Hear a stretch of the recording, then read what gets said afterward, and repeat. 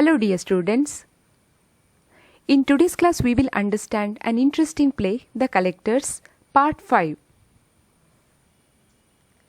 Wayne tries to break the glass of a window with the stick. He hits the glass again, but it just bounces off. When children were finding a way out through the front, Mrs. Brown comes in with a tray of drinks. We'll continue. Please open your textbook, students. Page number 50. Mrs. Brown. Good heavens! What's all this row? What on earth have you children been doing? Carol. We want to leave. Mrs. Brown. In this fog? How can you? Pete. What have you done to Mr. Hunt and the others? Mrs. Brown. Done? Nothing. We have been having a cup of tea. Carol. Pete says you have drugged them. Mrs. Brown. Nonsense. Where in the world did you get that idea? She notices the cupboard left partly open. I do wish you would have the courtesy not to interfere with these cupboards. Glenn. What is that stuff in there? Mrs. Brown. What do you mean stuff? It is electronic equipment. It belongs to my husband. He is a scientist. It's part of his work. Pete. And why is the back door locked? Mrs. Brown. It always locks when you close it. It is a burglar-proof lock. The windows are burglar-proof too. My husband doesn't want to run the risk of having any expensive equipment stolen. Tracy.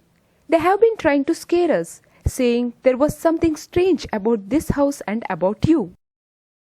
Mrs. Brown. How dare you? After we have taken you in and looked after you. After I have gone through the trouble of getting these drinks for you, the least you can do is to sit quietly and drink them. Pete, I bet they are drugged, just like the tea you gave Mr. Hunt and the others. Mrs. Brown, now just stop that kind of talk. Pete, I saw them. You have got them in the other room, drugged. Mrs. Brown, you saw nothing of the sort. They are all chatting to Mr. Brown right now. Carol, ask them to come in here then, so we can see them. Mrs. Brown, certainly not. I am not dragging them in here just because of a lot of children's silly fantasies. Glenn, well, let us go in there and see them. Mrs. Brown, no, you don't. I am not going to be ordered about by children. She bars the way through the door.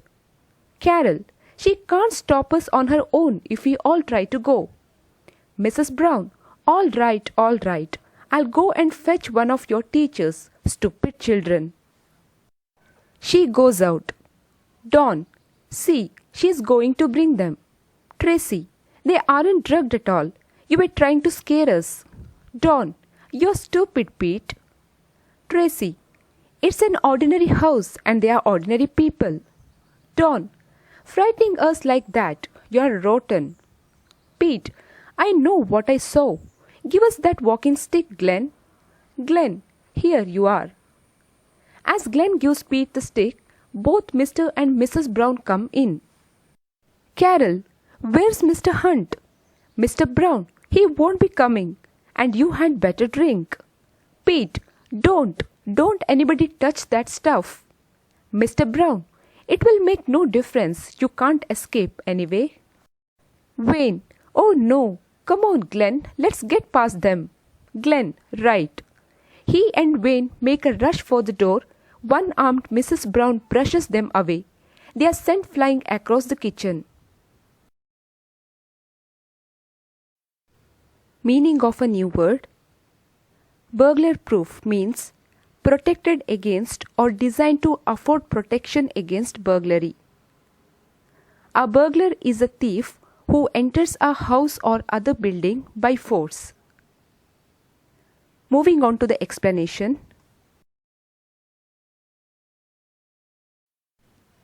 When children were finding a way out through the front, Mrs. Brown comes in with a tray of drinks and was shocked at the behavior of the children. Mrs. Brown becomes furious and asks children what they have been doing. Carol, who was very scared, says that they want to leave. But Mrs. Brown surprisingly asked how they would go out in that fog. Pete, who had a suspicion of his teachers being drugged, shouts at Mrs. Brown and asked what she had done to the teachers. Mrs. Brown calmly says they had been having a cup of tea. When the children ask her about the strange things in the cupboard, she tells them that Mr. Brown is a scientist and it is his electronic equipment. She gives the explanation that the door and the windows are burglar proof. Tracy says the children are saying there is something strange about the house and Mr. and Mrs. Brown. Mrs. Brown becomes furious and says children should be grateful to Browns for taking them in and looking after them. Pete directly says to Mrs. Brown that the teachers have been drugged as they all drank the tea, for which Mrs. Brown shouts at him to stop that kind of talk. Children ask Mrs. Brown to call their teachers to the kitchen. Mrs. Brown, in response, offers to get one of their teachers. Now Tracy and Don believe Mrs. Brown and start blaming Pete for unnecessarily scaring them.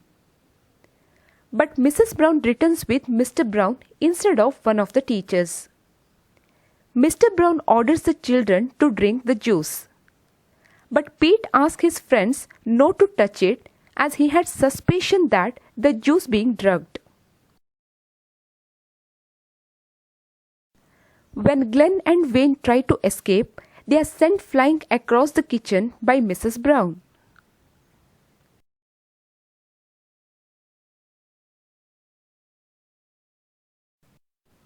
Dear students, in today's class we have understood fifth part of an interesting play, The Collectors. Let me ask you a few questions. Please try to answer it. First one. Why did Pete prevent the other children from taking drink?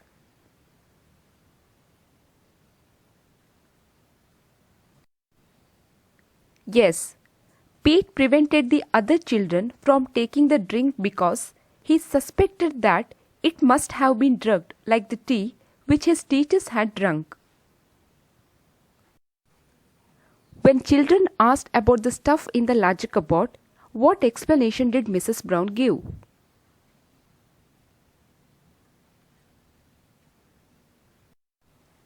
When the children asked about the stuff in the larger cupboard, Mrs. Brown said that it was an electronic equipment and it belonged to her husband. She also said that her husband, Mr. Brown, was a scientist and it was the part of his work. I hope you all have answered correctly. Dear students, now I am going to end up this class. Bye for now. Thank you. Have a nice day.